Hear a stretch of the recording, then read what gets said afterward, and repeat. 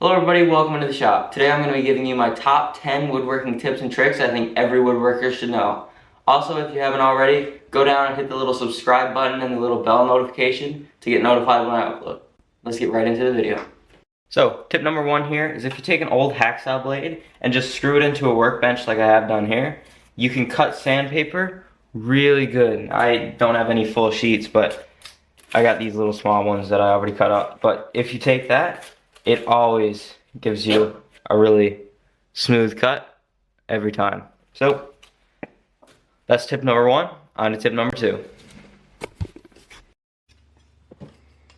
So tip number two, if you have a weird width board like this one, all you have to do is pivot your square till it goes to an even number like 4. Mark that at 2, and then you have the perfect center of your board every time. On to tip number 3.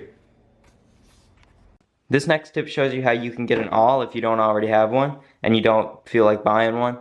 You can actually take an old screwdriver that's beat up like this one and actually grind it down on a sander or a grinder and make a point on it so that then you can use that as an awl.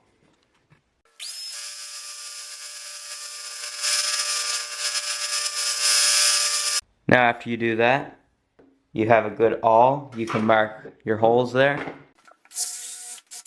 You can drill your holes without worrying about going off center. You also see me there as I was grinding it down, spraying water on it. That's just to keep it cool so it doesn't overheat and then make the metal soft so you can still use it. This next tip is if you take a business card, you can actually use this as a glue spreader on all different types of wood. So if you're gluing together cutting boards or other things like that, you can just use this to spread on your glue and it works perfect every time.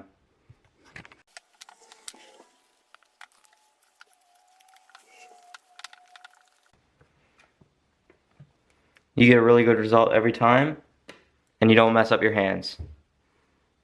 On to the next one. This next trick is actually a little project you can do. It's making a tool holder for all your lathe chisels so that they're right out in reach whenever you're making something. So I have them in the order that I normally use them. I have the bowl gouge, and then I have all the different ones that I would use normally. And these ones here, they didn't fit in it. I just got them laid behind. But yeah, it's a great little system if you're doing a lot of wood turning or anything. You just have them right in arm's reach if you need a gouge or anything else here. They're all just right here, and it's a great little thing to have. So keep that in mind next time you're wood turning. So this next tip is actually to use a planer sled whenever you're trying to flatten boards or anything. I've used this in many of my other videos. I've explained it better over there. But you basically just put wedges in there whenever you put a crooked piece of board on it, and you run it through the planer so it repeats the flat side of the board onto the other side of your rough board. So this is just a great tip that I use on a lot of my projects, and you can actually see it in plenty of my other videos.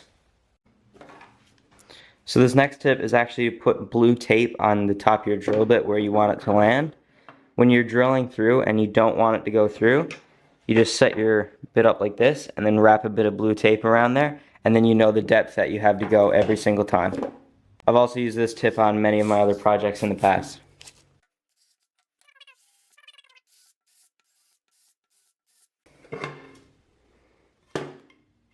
This next tip is one that's very simple. You just take a bit of blue tape and you line a piece of scrap board, and you actually use that whenever you're whenever you have to spread glue on something that, like small parts and stuff.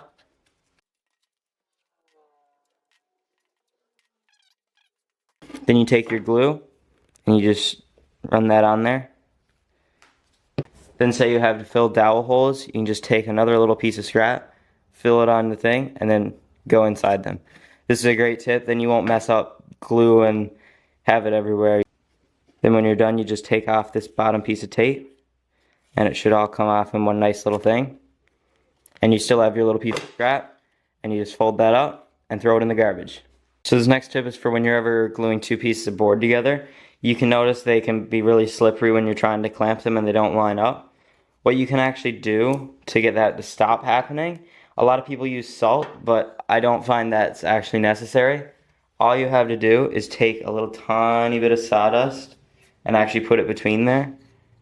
Take your boards, rub them together, and then when they clamp down, they don't have a lot of movement. They have a little bit, but it's not nearly as much as there was before. And it's just a great great little trick. If you don't want to have salt everywhere in your shop, you can just use sawdust.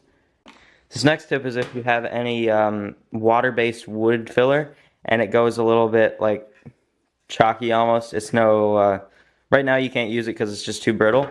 You actually just take some water, you spritz some water in there, and you mix that up.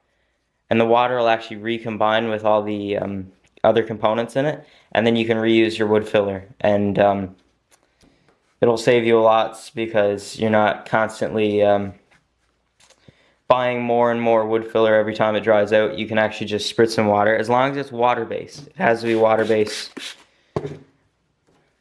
or else then it's kind of pointless. But yeah, then your wood filler is good again. You can use that now to fill any holes you have there.